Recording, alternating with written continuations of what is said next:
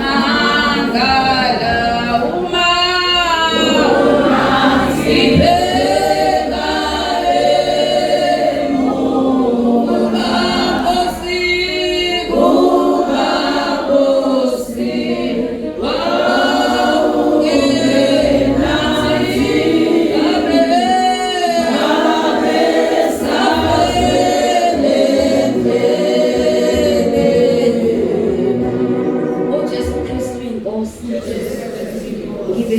Umpostoli, umama umpostoli, omama bonke abasha abancane egameni likaJesu.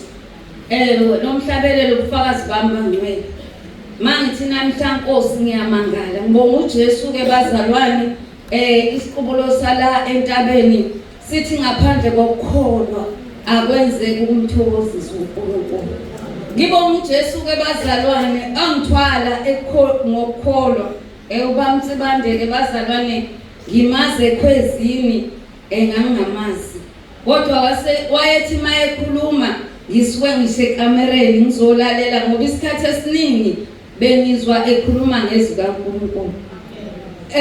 Ubufakazi bami ke bazalwane into engenza ngisukume ngishesha baye bathi abantwana bami mabe bengibona ngingafakazi bathi mama bekufanele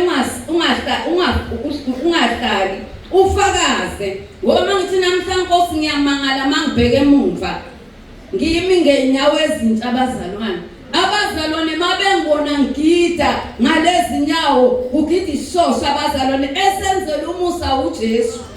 Isiqubulo sithi ngaphandle kokukholwa kwenzeka ukumthokozisa uJehova. Ngihlaselekile bazalwane wahlangana lokhu akangabe kusavuleka wasuka lokhu kwabuya ngemuva. Uma ngilele wodini eMnambithi kwathiwa akekho umuntu ogula njengawe. Ngikhala abazalwane ubusuku nemini kodwa ngibonga uJesu ukuthi noma ngangikhaliswa ubuhlungu kodwa ngangikhala nginezwi engalinikwa inkosi uJesu ngimase zithi ukudamba inhlungu ngithatha izwi ngilifunde ngibatshene wodini ukuthi ntambama ngo7 ngiyakhuleka ngo4 ekseni ngithi ngiyakhuleka. Ngibonga uJesu bazalwane into eyafika yafishiwo kuMeGrace bangcwele lokhu bufakazi kuyavuka ukuthi uma ngifike eGrace uthi udokotela zintathu izinto ezokwenzeka empilweni yakho sibhukele uyiyethe ne-IC nase-ICU ubhukele ngoba kuzokwenzeka ungabe usaphaphama kuzokwenzeka ungaphindi uhambe ngoba uzokopha kakhulu washo ukuthi ngibamba ukukholwa ukusho kwezwi lithi ungesabi ngoba nginawe. Ngathi dokotela ngibhekanga nokuthi uyibhunu noma yini umlungu omhlophe ngathi mangivuka lapha ngizosukuma ngihamba.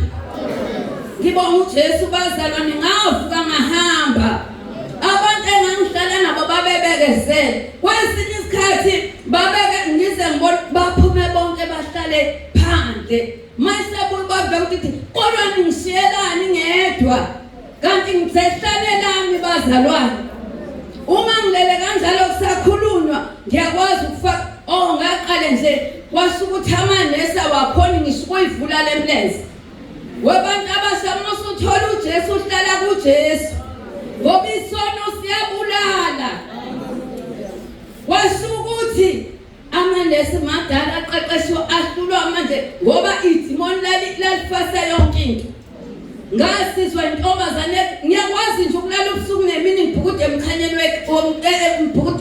wami chama ekseni kuze kuyoshaya 9 ebusuku amanesi awanaso isikhathi umulapha wena uzophuma ushiyizwe uyodubusha ubusha buzoda wena. Ngibonga uJesu wayisiza impilo yami uma leli nesi lingifaka ngathola ukuphumula.